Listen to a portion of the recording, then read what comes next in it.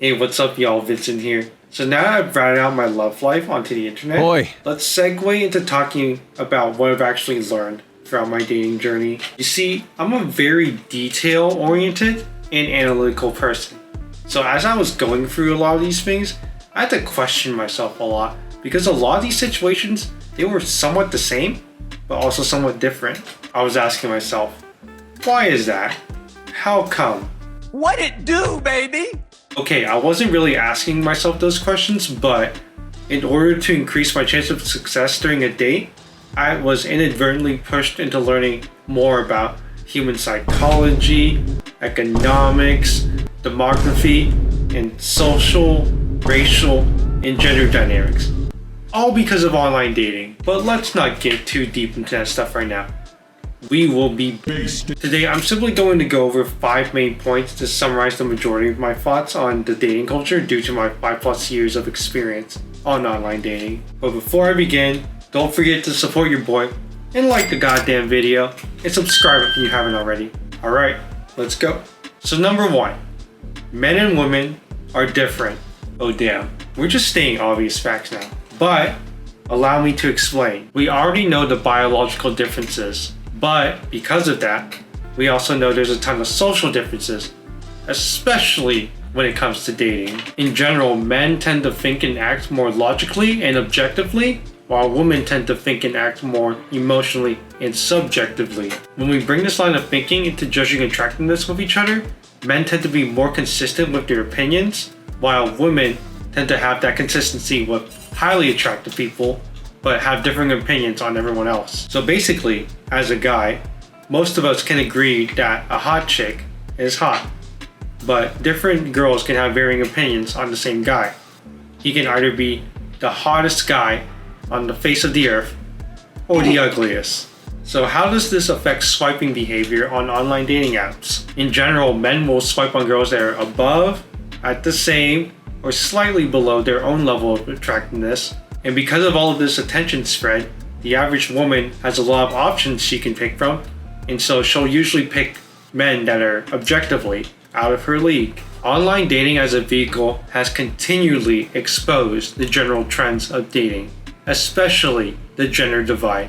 Women get way more swipes and matches than men, and as a result of that, a lot of them now have elevated standards and entitled attitudes. Rate yourself on a scale of 1 to 10. 10s across the board. Oh, period. Point number 2. The gender divide has turned dating into a game of skill and luck for men and a game of opportunity for women. As a man, your opportunities are highly dependent on your presentation, which is mostly your looks or your profiles on dating apps, and your conversation skills. And we have to put in ample work to be able to get chosen by women.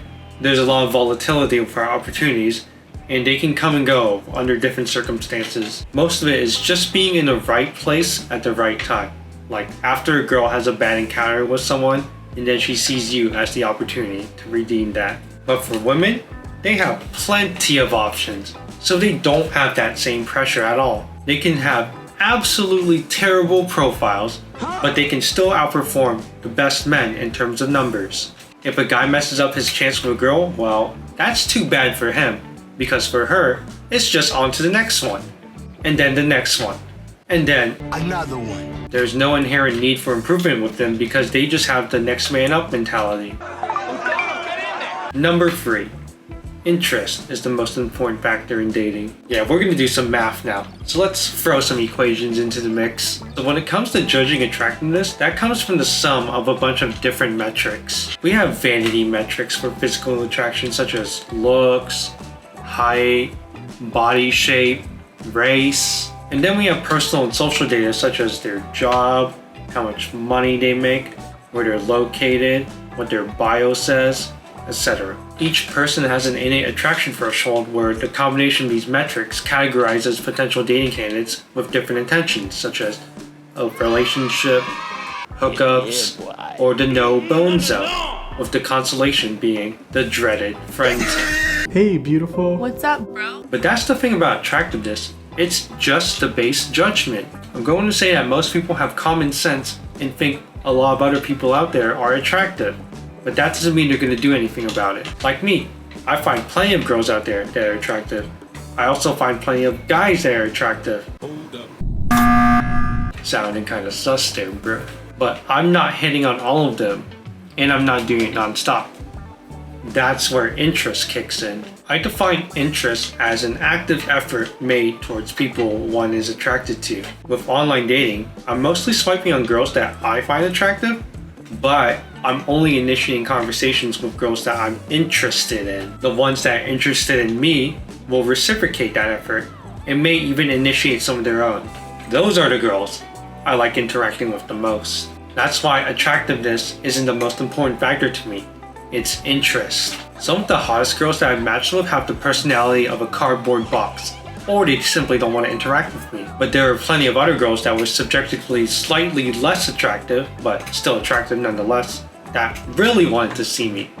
And they made me feel really good about making that happen. And if I was able to follow through with those girls, it usually resulted in a pleasant dating experience, even if things didn't go the way that I wanted to. And now if we tweak this equation for attractiveness, I'm now going to put interest in there as the most important factor out of everything else. The girls that I'm most attracted to aren't the hottest ones, but the hot ones that are interested in me.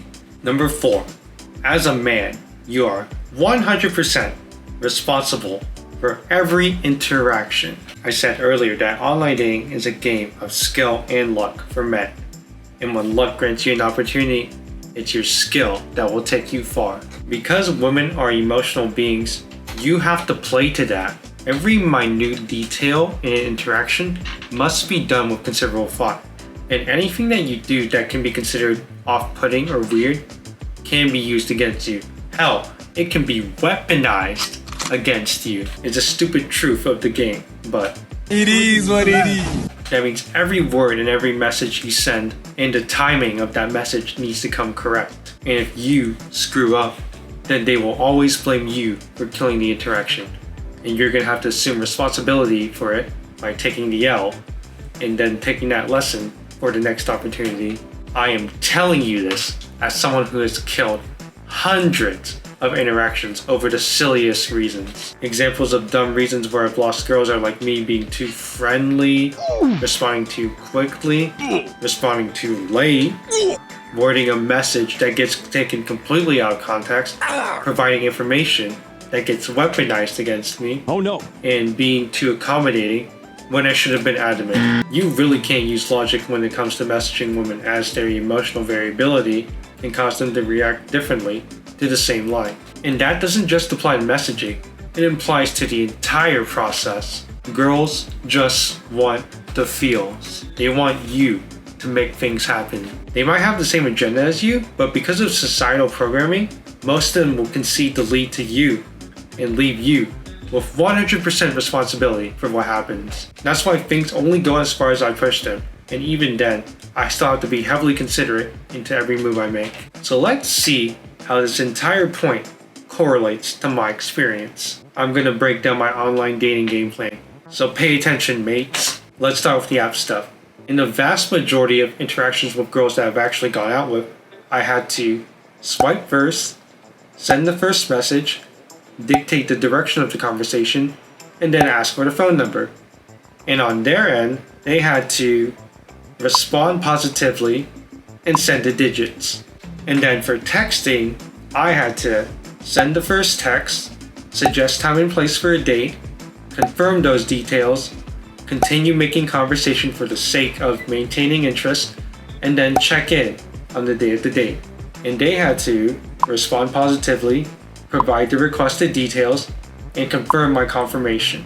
And then for the actual date, I had to initiate first contact, start the conversation, pay for any tabs, initiate the first move, suggest my place as a follow-up, provide basic hospitality, and finally, initiate the close. And they had to show up, react positively, actively participate in conversation, accept my suggestions, and reciprocate.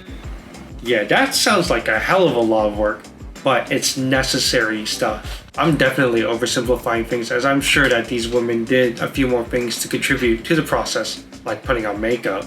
But in terms of how I see things, I definitely have way more responsibility in determining the outcome of a date. And as I mentioned in point 3, interest is the most important factor, and girls with high interest have alleviated the process for me with some initiative. I've gone out with girls that I've only had 2 back and forths with.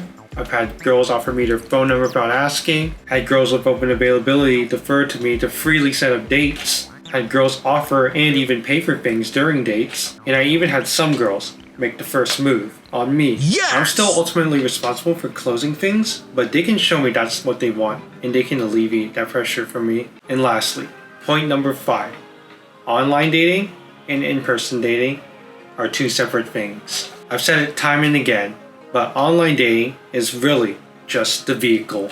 The whole game of making a profile, swiping, and messaging to set up a date is one thing, but once people actually start showing up, then it gets real.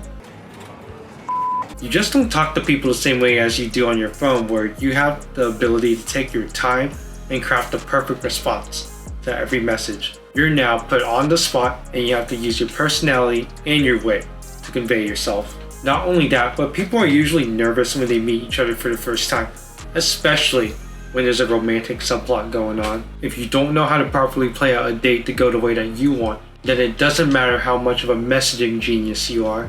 That will be your bottleneck, and you'll have to learn how to be an actual person who can function properly in real life. That was my own personal bottleneck on my success for a very long time. I was very good at setting up dates and keeping girls interested through text, but when it came to the actual dates, I could only push them as far as my experience could go. I had no plans to close many of my first dates, and that cost me a lot of potential experience. I had to gradually review and learn from each failure so that once I was able to put everything together, I could finally have a complete dating experience. And those are the 5 main things that I've learned through online dating. These points form the basis of my ideologies regarding the modern dating culture, and I'll definitely be referring to them quite a bit in future videos. As always, if you made it to this point of the video, then give the video a goddamn like, leave a comment if you have something to say, and subscribe to stay in the loop for any future content that I make. That's it for this video. I'm out.